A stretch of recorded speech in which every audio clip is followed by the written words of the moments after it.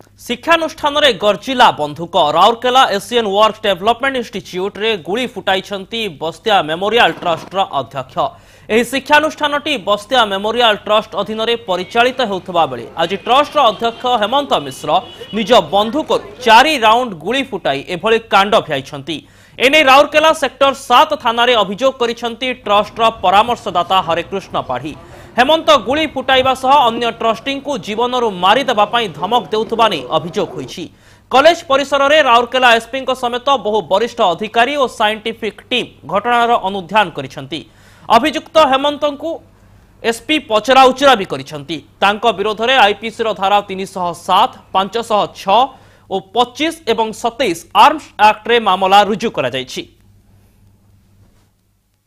प्रति 3-4 मास 3-4टा फायर करदेव ऊपर जाम हेनी से हिसाब से मुझे 20 वर्ष है।